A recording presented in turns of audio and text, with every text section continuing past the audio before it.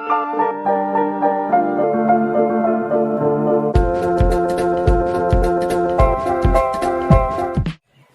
Students, तो आज से हम लोग स्टार्ट करते हैं chapter dimensional analysis. Dimensional analysis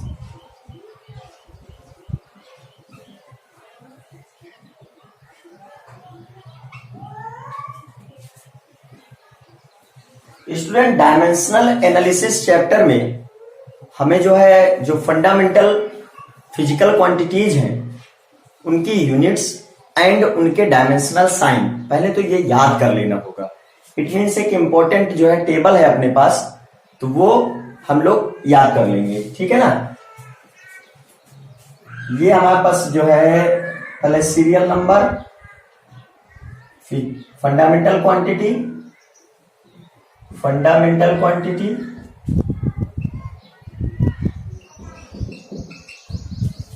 unit and dimensional sign.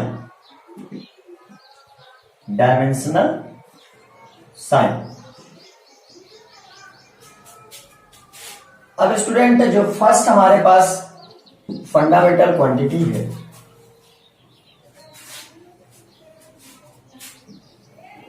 First जो फंडामेंटल क्वांटिटी है वो है हमारे पास लेंथ। लेंथ की यूनिट है मीटर, डिनोट करते हैं स्मॉल एम से। और इसका डायमेंशनल साइन, स्टूडेंट लेंथ का जो फर्स्ट लेटर कैपिटल एल है यही इसका डायमेंशनल साइन है। क्लियर। और स्टूडेंट डायमेंशनल साइन जितने भी हम लोग लिखते हैं उनको कैपिटल ब्रैकेट के अंदर क्लोज्ड किया जाता है, ठीक है। ये डायमेंशनल साइन को डिनोट करने का तरीका है। नंबर सेकंड है मास। देन मास का यूनिट होता है किलोग्राम, डिनोट करते हैं केजी से।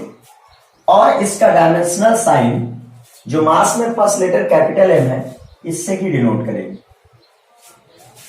थर्ड नंबर है स्टूडेंट टाइम। देन टाइम का जो यूनिट है वो सेकेंड है, डिनोट करते हैं स्मॉल एस से। और इसका जो डायमेंशनल साइन आएगा वो टाइम का first letter capital T. Fourth जो फंडामेंटल क्वांटिटी है टेम्परेचर।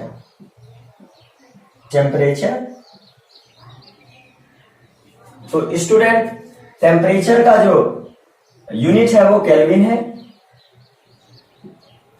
और इसको के से डिनोट करते हैं।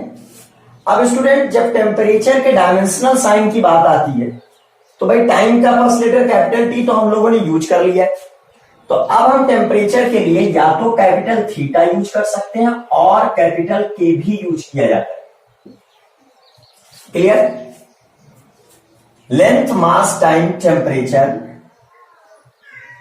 Number fourth, length, mass, metre, kilogram, second, ampere. Next है electric current.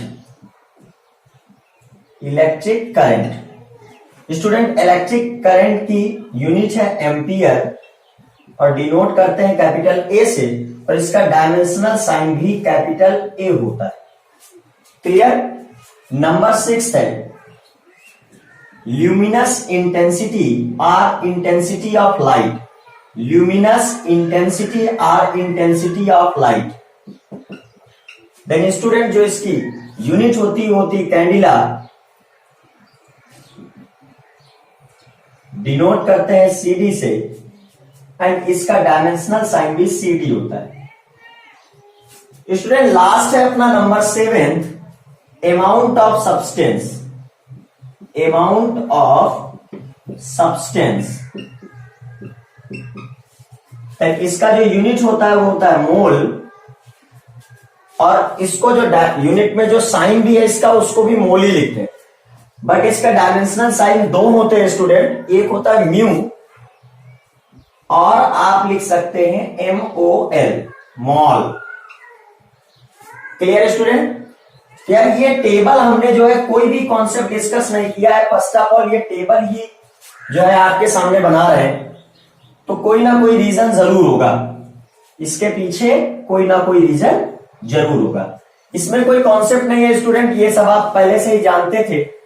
Fundamental quantities are those which can be defined by itself and in fundamental quantity की जो यूनिट होती है उनको हम लोग फंडामेंटल यूनिट बोलते हैं।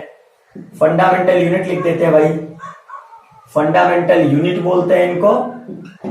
एंड डायमेंशनल साइन, अब यहां पे डायमेंशनल साइन जो है एक नई चीज है, और किसी भी डायमेंशनल साइन को हमें कैपिटल ब्रैकेट के अंदर क्लोज करके लिखना।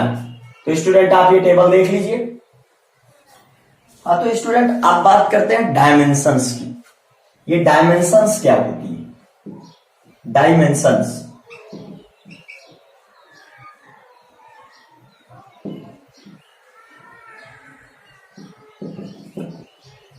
स्टूडेंट जो डिराइव्ड फिजिकल क्वांटिटीज होती है उनको हम लोग डिफाइन करते हैं in terms of fundamental physical quantities.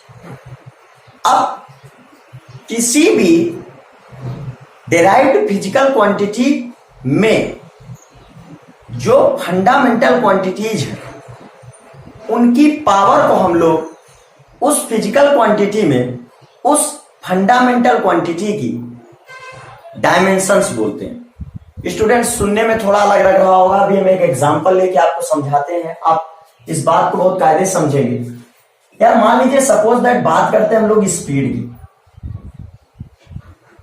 तो स्टूडेंट स्पीड क्या होती है? स्पीड होती है distance upon time, distance upon time. It means student यहां पे एक फिजिकल क्वांटिटी तो अपने पास लेंथ है जिसकी पावर हम लोग रख सकते हैं 1, एंड जो दूसरी फिजिकल क्वांटिटी है वो क्या है? टाइम, और इसकी पावर हम लोग कितनी रख सकते हैं? -1। यार स्टूडेंट यहां पर length and time these two physical quantities are fundamental, but जो स्पीड है उसको डिफाइन करने के लिए लेंथ एंड टाइम का रिक्वायरमेंट है। अब स्टूडेंट स्पीड में अगर हम लोग फंडामेंटल क्वांटिटी लेंथ की पावर देखें तो वो 1 है। It means dimension of length in speed is 1। इसी तरीके स्टूडेंट अगर हम लोग टाइम की स्पीड में डायमेंशन देखें तो वो -1 है। Clear student? It means dimension of length in speed is equal to the 1 and dimension of time in speed is equal to the -1। Then student dimension जो हुई वो किसी भी डिराइव्ड क्वांटिटी में फंडामेंटल क्वांटिटी की जो पावर होती है उसे ही हम उस फंडामेंटल क्वांटिटी की उस फिजिकल क्वांटिटी में क्या बोलते हैं? डायमेंशन बोलते हैं। इट मींस स्टूडेंट डायमेंशन ये पावर होती है। स्टूडेंट जनरली हम लोगों ने ये वर्ड सुने हैं 1 डायमेंशनल, 2 डायमेंशनल, 3 डायमेंशनल। तो बात करते हैं जब भी स्टूडेंट हम किसी वायर के लेंथ की बात करते हैं या ऐसा कोई भी पतला तार हो अपने पास, पतला वायर हो, तो हम लोग बात करते हैं उसके लेंथ की और बोलते हैं ये 1 डायमेंशनल फिजिकल क्वांटिटी। कैसा बोलते हैं इसको? 1D बोलते हैं। तो स्टूडेंट इसको 1D इसलिए बोलते हैं क्योंकि उसमें इसको रिप्रेजेंट करने के लिए हम लेंथ बता देते हैं और इसमें एरिया भी डिफाइन नहीं करना पड़ता, वॉल्यूम भी डिफाइन नहीं करना पड़ता। इसलिए हम इसको, अगर हमें कहना है कि एक तार है, एक वायर है, तो क्या कहेंगे? कितने मीटर लेंथ का है। बस केवल उसको डिफाइन करने के लिए आपको उसकी लेंथ बोल देना है, वो बात क्लियर हो जाती है। इट मींस इसमें लेंथ की पावर 1 है, इसलिए हम वायर को 1 डायमेंशनल फिजिकल क्वांटिटी बोलते हैं, 1 डायमेंशनल चीज बोलते हैं। अब बात करते हैं स्टूडेंट एरिया की। तो जब बात आती है एरिया की तो स्टूडेंट इसमें लेंथ भी होता है एंड ब्रेड्थ भी होता है। तो जब भी हम किसी एरिया की बात करते हैं या किसी सरफेस के एरिया की बात कर रहे होते हैं तो उसमें हम लोग उसके एरिया की यूनिट दिखाते हैं मीटर स्क्वायर। इट मींस उसमें लेंथ आती है 2 टाइम्स। लेंथ कितने टाइम्स आती है स्टूडेंट? 2 टाइम्स आती है। इसलिए हम लोग किसी सरफेस को 2 डायमेंशनल बॉडी बोलते हैं। जैसे बोर्ड है हमारा, तो इसको हम लोग 2 डायमेंशनल चीज बोलेंगे। अब स्टूडेंट बात करते हैं हम लोग किसी 3 डायमेंशनल चीज की जिसमें वॉल्यूम है, जैसे कोई स्फीयर है। तो यार स्फीयर के केस में अब ये हमने सर्किल बनाया है अभी, क्योंकि बोर्ड में भाई बोर्ड 2 डायमेंशनल है, 3 डायमेंशनल स्फीयर तो बन नहीं सकता, तो आपको हम ऐसे दिखा दे रहे हैं, इमेजिनरी स्फीयर बना के दिखा रहे हैं। अब स्टूडेंट यहां पर बात करते हैं इस स्फीयर में, तो इस स्फीयर को डिनोट करने के लिए हम इसकी रेडियस बताएंगे एंड इसका वॉल्यूम बोलेंगे। तो जब हम इसका वॉल्यूम बताते हैं यार, तो इसका वॉल्यूम निकलता है मीटर क्यूब में। तो स्टूडेंट लेंथ की यूनिट कितनी आ रही है? 3 आ रही है। लेंथ की पावर कितनी आ रही है? 3 आ रही है। इट मींस वॉल्यूम 3 डायमेंशनल होता है, क्योंकि वॉल्यूम में लेंथ की पावर जो है 3 है। तो स्टूडेंट इस तरीके से हम लोग थिन वायर को 1 डायमेंशनल, सरफेस को 2 डायमेंशनल एंड वॉल्यूम को 3 डायमेंशनल कहते हैं। तो एकदम सिंपल सी बात है स्टूडेंट, किसी भी फिजिकल क्वांटिटी में फंडामेंटल क्वांटिटी की जो पावर है, हम उस फंडामेंटल क्वांटिटी की पावर को ही उस फिजिकल क्वांटिटी में डायमेंशंस बोलते हैं। तो अब स्टूडेंट बात करते हैं डिफरेंट फिजिकल क्वांटिटीज के डायमेंशनल फार्मूला। पहले ये समझ लेते हैं डायमेंशनल फार्मूला एक्चुअल में होता क्या। तो यार स्टूडेंट कोई भी अपने पास, जैसे मान लीजिए सपोज दैट हम लोग किसी एरिया की बात करते हैं और एरिया के डायमेंशनल फार्मूला को देखते हैं ये क्या होता है। तो एरिया का एक सिंपल सा फार्मूला लिख लेते हैं, और एरिया क्या हुई? Length into breadth. अब स्टूडेंट हम लोग अगर यहां देखें कि डायमेंशनल फार्मूला हमें लिखना है एरिया का, तो यार एरिया को हम लोग कैपिटल ए से या एरिया इस तरीके लिख सकते हैं। डायमेंशनल फार्मूला को हमेशा लार्ज ब्रैकेट में लिखा जाता है। Clear student? अब बात करते हैं लेंथ की। तो बताइए लेंथ कैसी क्वांटिटी है? लेंथ एक फंडामेंटल क्वांटिटी है, और इस फंडामेंटल क्वांटिटी का डायमेंशनल साइन क्या है? Capital L. तो स्टूडेंट इसको इस तरीके से लिख देते हैं। अब बात करते हैं ब्रेड्थ की। तो स्टूडेंट ब्रेड्थ क्या है? ये भी एक तरीके की लेंथ ही है।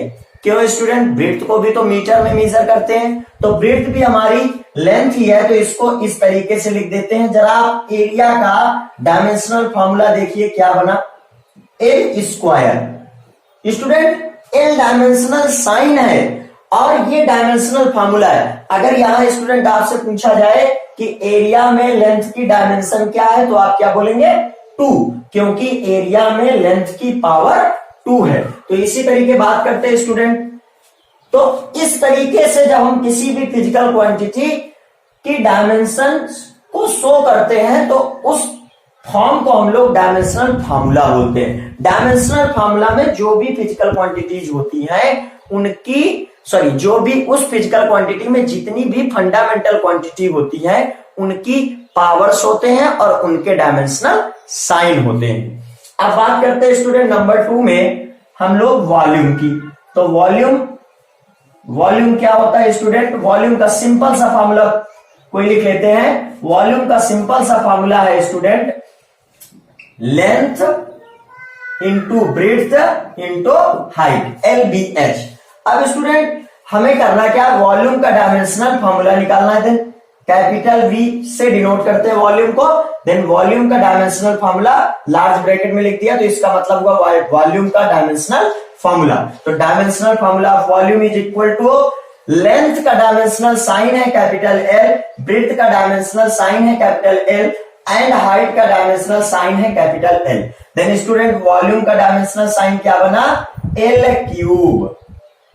Clear student? अब कोई आपसे बात करे कि वॉल्यूम में लेंथ की डायमेंशंस क्या है, तो आप बोलेंगे 3। अब स्टूडेंट इसी तरीके हम लोग जो है एक थर्ड फिजिकल क्वांटिटी ले लेते हैं और उसकी भी डायमेंशनल फार्मूले को ऑब्टेन करते हैं। तो नंबर 3 फिजिकल क्वांटिटी है, ले रहा है स्टूडेंट डेंसिटी। क्या है स्टूडेंट? डेंसिटी। अब डेंसिटी क्या होती है यार? तो डेंसिटी होती है, मान लीजिए suppose that capital V volume की एक बॉडी है जिसका वॉल्यूम कैपिटल V है, और जब हम उसको वे करते हैं तो उसका मास आ रहा है कैपिटल एम। तो V वॉल्यूम की बॉडी का मास है capital M, then unit volume की बॉडी का मास कितना होगा student, capital M by V. तो यार किसी भी बॉडी के यूनिट वॉल्यूम का जो मास होता है, किसी भी बॉडी के यूनिट वॉल्यूम का जो मास होता है उसे हम लोग डेंसिटी बोलते हैं। जैसे स्टूडेंट डेंसिटी होती है वाटर की 1000 kg per metre cube. It means यहां पर अगर हम लोग बात करते हैं वाटर की डेंसिटी की 1000 kg per metre cube, 1000 kg per metre cube, then student 1000 kilogram water will be present in its, divide का meaning 1, its unit volume.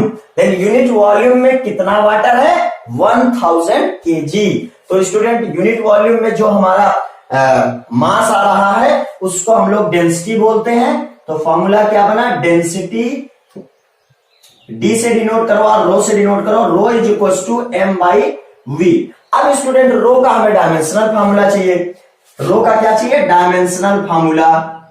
Then student capital M क्या है, मास है, तो मास एक फंडामेंटल क्वांटिटी है। देन इस फंडामेंटल क्वांटिटी का डायमेंशनल साइन क्या है, कैपिटल एम। अब बात करते हैं वॉल्यूम की, तो वॉल्यूम का डायमेंशनल फार्मूला अभी हम लोगों ने फाइंड आउट किया है एल क्यूब। तो स्टूडेंट वॉल्यूम के प्लेस में डायमेंशनल फार्मूला लिख देंगे एल क्यूब। अब स्टूडेंट ये क्या बन के आया, dimensional formula of rho is equal to the M L power -3। क्यों स्टूडेंट बताइए, जब पावर नीचे से ऊपर जाती है तो कैसी हो जाती है, माइनस में हो जाती है। तो स्टूडेंट ये बन गया M L power -3। This is the dimensional formula of density. अब अगर यहां बात की जाए तो डेंसिटी के डायमेंशनल, डेंसिटी में मास की डायमेंशन कितनी हुई, 1। डेंसिटी में लेंथ की डायमेंशन कितनी हुई स्टूडेंट, -3। तो ये तरीका है स्टूडेंट डिफरेंट फिजिकल क्वांटिटीज के डायमेंशनल फॉर्मूले को ऑब्टेन करने का। हम कई सारे फिजिकल क्वांटिटीज के डायमेंशनल फॉर्मूले को अभी आपके सामने निकाल के दिखाते हैं। जस्ट लाइक डेंसिटी हो गई अपनी। अब बात करेंगे हम लोग speed, velocity, acceleration, momentum, force, impulse, work, power, energy, gravitational potential energy and etcetera. आपको कई सारी फिजिकल क्वांटिटीज के डायमेंशनल फार्मूले निकाल के दिखाएंगे ताकि आप डिफरेंट फिजिकल क्वांटिटीज के डायमेंशनल फार्मूले को ऑब्टेन करने का तरीका क्या है, सीख जाए। नेक्स्ट है अपना नंबर 4, स्पीड और वेलोसिटी। सिंस फॉर्मूला लिखेंगे, सबसे फर्स्ट नंबर क्या है, फॉर्मूला लिखना है आपको, स्पीड और वेलोसिटी। देन स्पीड और वेलोसिटी फॉर्मूला बना अपना डिस्टेंस अपॉन टाइम और displacement upon time, displacement upon time. अब स्टूडेंट स्पीड और वेलोसिटी का जो डायमेंशनल फार्मूला बनेगा, इट मींस स्पीड को डिनोट करते हैं स्मॉल v से, तो dimensional formula of small v, it means dimensional formula of speed, small v से स्पीड को डिनोट करते हैं। अब स्टूडेंट डिस्टेंस हो या displacement, both are measured in metre, तो दोनों के डायमेंशनल फार्मूले कैपिटल एल ही होंगे, अपॉन टाइम का कैपिटल टी होगा और capital L upon capital T. Then student dimensional formula of speed L T inverse बन रहा है।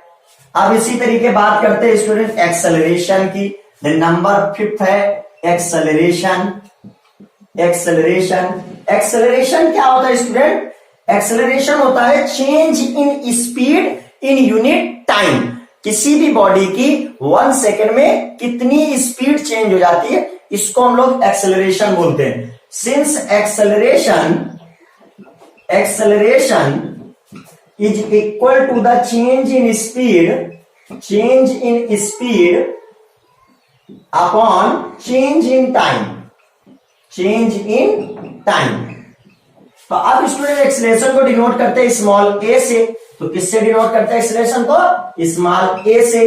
देन स्मॉल ए का डायमेंशनल फॉर्मूला लिखना है, यहां लिखा है स्टूडेंट चेंज इन स्पीड। मान लीजिए सपोज दैट स्टूडेंट एक बॉडी की स्पीड 50 मीटर पर सेकंड से 70 मीटर पर सेकंड हो जाती है। अगर बॉडी की स्पीड 50 मीटर पर सेकंड से 70 मीटर पर सेकंड हो रही है तो स्पीड में चेंज कितना है? आप खुद बोलेंगे कि चेंज सर 20 मीटर पर सेकंड का है, तो चेंज में भी तो आपने यूनिट 20 मीटर पर सेकंड मतलब यूनिट आपने मीटर पर सेकंड यूज करी। इट मींस जो भी स्पीड का डायमेंशनल फॉर्मूला है वही चेंज इन स्पीड का भी डायमेंशनल फॉर्मूला होगा, LT inverse upon change in time. तो student change in time it means 5 second time change हुआ, 10 सेकेंड टाइम चेंज हुआ, तो उसको भी हम लोग कैपिटल T से ही डिनोट करेंगे। तो इस तरीके स्टूडेंट जो एक्सेलरेशन का डायमेंशनल फॉर्मूला आएगा वो होगा LT पावर -2, क्योंकि जब ये T ऊपर जाएगा तो minus minus -1 is equal to the -2। Then student acceleration का जो डायमेंशनल फॉर्मूला आया वो LT पावर -2 है। अब स्टूडेंट हम लोग बात करते हैं नंबर 6 में मोमेंटम की।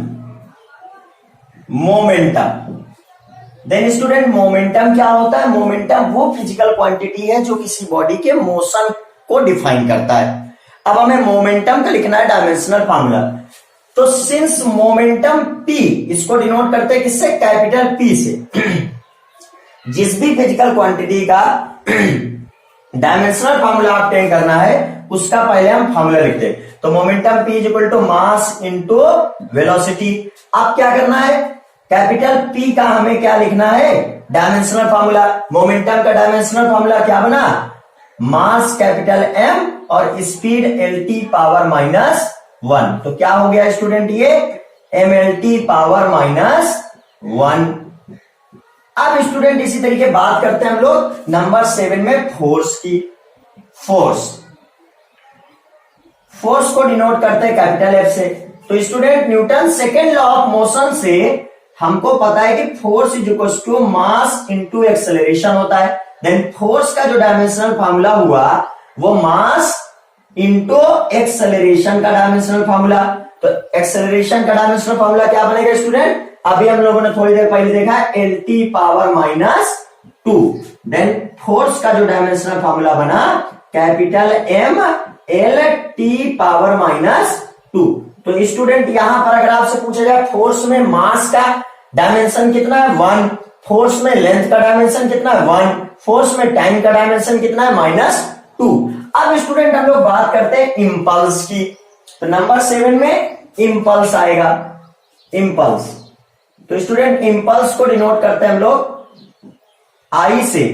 इंपल्स डिनोट करते हैं I से और ये इक्वल टू होता है force into very small time interval. Clear? और ये इक्वल होता है चेंज इन मोमेंटम के भी।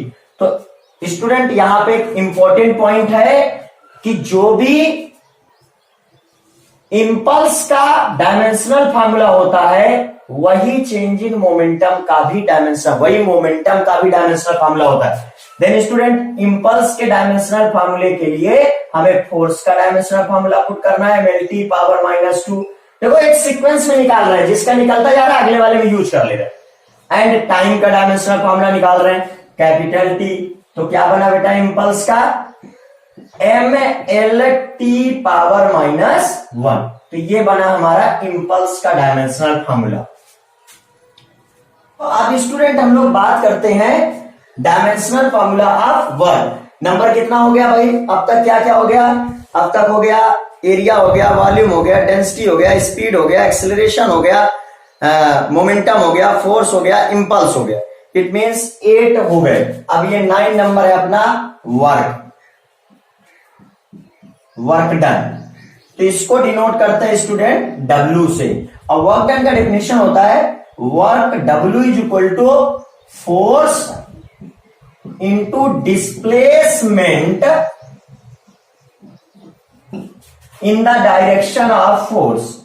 इन द डायरेक्शन ऑफ फोर्स। अब यहां स्टूडेंट वर्क का डायमेंशनल फॉर्मूला लिखना है, तो भाई ये है फोर्स, तो फोर्स का डायमेंशनल फॉर्मूला लिखना पड़ेगा mlt पावर -2। ये है डिस्प्लेसमेंट, तो डिस्प्लेसमेंट मीटर में ही है, तो कैपिटल एल हो गया। तो क्या बना ml स्क्वायर t पावर -2। अब स्टूडेंट बात करते हैं हम लोग, अगर यहां पूछा जाए कि वर्क में मास का डायमेंशन क्या है 1, लेंथ का डायमेंशन 2, टाइम का डायमेंशन -2। नंबर 10 में स्टूडेंट बात करते हैं पावर की, पावर P।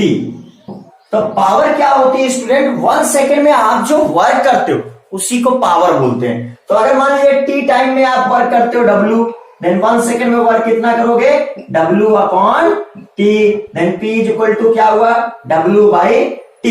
अब स्टूडेंट हम लोग बात करते हैं इसके डायमेंशनल फार्मूला की।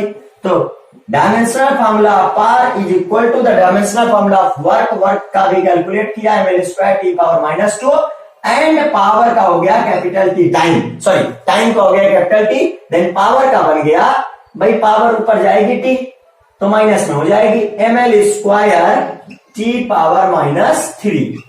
तो ये बन गया भाई dimensional formula of power, dimensional formula of power. एक बात याद रखना, सारे dimensional formula student large bracket के अंदर क्लोज करके ही लिखे जाते हैं, ठीक है। हाँ, तो स्टूडेंट नंबर 11 में हम लोग बात करते हैं एनर्जी।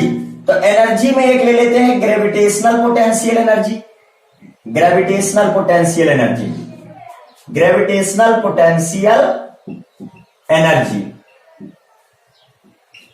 तो ये क्या बना भाई, इसको U से डिनोट करते थे और U इज इक्वल टू होता था mgh। तो स्टूडेंट U का जो डायमेंशनल फार्मूला बना वो मास का कैपिटल M और स्मॉल g, भाई स्मॉल g क्या है, एक्सेलरेशन ही तो है, एक्सेलरेशन ड्यू टू ग्रेविटी। तो जो अर्थ ग्रेविटेशनल फोर्स लगाती है उसकी वजह से बॉडी की स्पीड में जो इंक्रीमेंट होता है 1 सेकेंड में उसको बोलते हैं एक्सेलरेशन ड्यू टू ग्रेविटी। तो एक्सेलरेशन का lt पावर -2 और ये हाइट, हाइट का बना कैपिटल L। तो स्टूडेंट पूरा क्या बना ml स्क्वायर t पावर -2। तो इस तरीके जो है जो वर्क का, देखो सबका मालिक एक, वर्क का dimensional formula ml square t power -2, gravitational potential energy का dimensional formula ml square t power -2, kinetic energy का dimensional formula ml square t power -2। दुनिया की किसी भी एनर्जी की बात करो आप, हीट की बात करो, साउंड की बात करो, काइनेटिक एनर्जी की बात करो, पोटेंशियल एनर्जी की बात करो, इलेक्ट्रिक पोटेंशियल एनर्जी की बात करो, इलेक्ट्रिक एनर्जी की बात करो, सॉरी इलेक्ट्रिक एनर्जी की बात करो, कोई भी एनर्जी है तो सबका मालिक एक। सारी एनर्जी का dimensional formula ml square t power -2 होगा। अच्छा, तो स्टूडेंट अब तक जो हमने फिजिकल क्वांटिटीज आपसे डिस्कस की वो सारी फिजिकल क्वांटिटीज आप क्लास 9th में पढ़ चुके थे। अभी क्लास 9th में आपने देखा होगा न्यूटन्स लॉ ऑफ ग्रेविटेशन, तो उसमें जो कैपिटल G था, चलो उसका भी हम लोग डायमेंशनल फार्मूला निकाल लेते हैं। तो नंबर 12 में डायमेंशनल फार्मूला ऑफ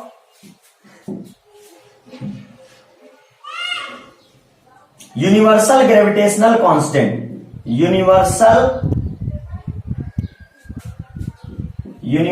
ग्रेविटेशनल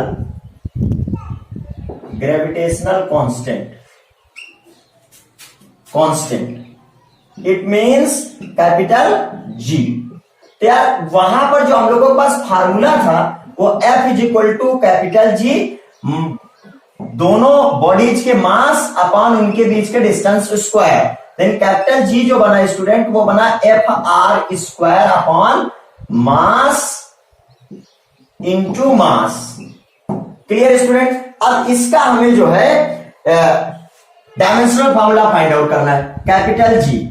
तो फोर्स के प्लेस में रख दिया mlt पावर -2, लेंथ के प्लेस में रख दिया कैपिटल L एंड स्टूडेंट मास के प्लेस में कैपिटल M, फिर से मास है तो कैपिटल M ही पुट कर देंगे। तो क्या बना स्टूडेंट, यूनिवर्सल ग्रेविटेशनल कांस्टेंट का जो डायमेंशनल फार्मूला बना वो है ml क्यूब अच्छा ये एम स्क्वायर सॉरी, देन ये बना M inverse L cube T power -2। ये है आपका यूनिवर्सल ग्रेविटेशन कांस्टेंट का डायमेंशनल फार्मूला। तो स्टूडेंट कोई भी फार्मूला अगर आपको पता है तो उसमें जो भी क्वांटिटीज है आप उनके डायमेंशनल फार्मूला इस तरीके से फाइंड आउट कर सकते हो। स्टूडेंट कुछ फिजिकल क्वांटिटीज आपने क्लास 10th में पढ़ी है, तो हम उन क्लास 10th वाली फिजिकल क्वांटिटीज के डायमेंशनल फार्मूलों को भी करा देते हैं। स्टूडेंट क्लास 10th में आपने पढ़ा होगा चार्ज नंबर 13 में, तो चार्ज जो इलेक्ट्रिक चार्ज है उसका डायमेंशनल फार्मूला देख लेते हैं। Electric charge Q equal to formula होता है इलेक्ट्रिक करंट इनटू टाइम। तो यार चार्ज का डायमेंशनल फार्मूला बना, करंट का कितना है capital A ampere, current electric current fundamental quantity, तो उसका डायमेंशनल साइन पुट कर दिया। टाइम का कितना बना कैपिटल टी। देन स्टूडेंट ये बन गया एटी, ये इलेक्ट्रिक चार्ज का हो गया डायमेंशनल फार्मूला। अब बात करते हैं स्टूडेंट नंबर 14 में आपने देखा होगा इलेक्ट्रिक पोटेंशियल। इलेक्ट्रिक पोटेंशियल का भी डायमेंशनल फार्मूला निकाल लेते हैं। इलेक्ट्रिक पोटेंशियल, तो electric potential V equal to आपने पढ़ रखा होगा W divide by Q naught. Then student electric potential का डायमेंशनल फार्मूला वर्क का बना ml square T power -2 and charge का बना 80। देन स्टूडेंट पूरा मिला के क्या हो जाएगा capital V equal to m a inverse sorry ml inverse square T power -3 a inverse. तो इस तरीके स्टूडेंट आपने इलेक्ट्रिक पोटेंशियल का फाइंड आउट कर लिया। अब स्टूडेंट एक आपने देखा होगा इलेक्ट्रिक रेजिस्टेंस, तो इलेक्ट्रिक रेजिस्टेंस का भी बता देते हैं। इलेक्ट्रिक रेजिस्टेंस का निकाल लेते हैं भाई। इलेक्ट्रिक रेजिस्टेंस कैपिटल R, तो electric resistance capital R equal to होता था V by I. Then capital R का जो बना वो क्या होगा, पहले आप वोल्टेज का रख दीजिए, तो वोल्टेज का है ml square T power -3 a inverse and electric current का है capital A। Then student resistance का क्या बना ml square T power -3 a power -2। तो ये डायमेंशनल फार्मूला आपका बन गया इलेक्ट्रिक रेजिस्टेंस का। तो स्टूडेंट कोई भी अगर आपको फार्मूला पता है तो इस मेथड से आप उसका डायमेंशनल फार्मूला ऑब्टेन कर सकते हैं, इजीली ऑब्टेन कर सकते हैं। बुक में कई सारी फिजिकल क्वांटिटीज के डायमेंशनल फार्मूले आपके इसी चैप्टर में दे दिए गए। तो स्टूडेंट यहां अगर हम आपको सारे फार्मूले कराएंगे तो उनमें टाइम भी लगेगा, और दूसरी एक बात यह है कि जैसे जैसे नेक्स्ट चैप्टर्स में वो फिजिकल क्वांटिटीज आती रहेंगी हम आपको वहां डायमेंशनल फार्मूले उनके बताते चलेंगे। तो कोई दिक्कत नहीं स्टूडेंट, आराम से आप सारी फिजिकल क्वांटिटीज के डायमेंशनल फार्मूले बड़े आसानी के साथ निकाल पाओगे। अब हम बात करते हैं आपसे अपने नेक्स्ट वीडियो के बारे में। तो नेक्स्ट वीडियो में जब हम आएंगे स्टूडेंट तो हम लोग बात करेंगे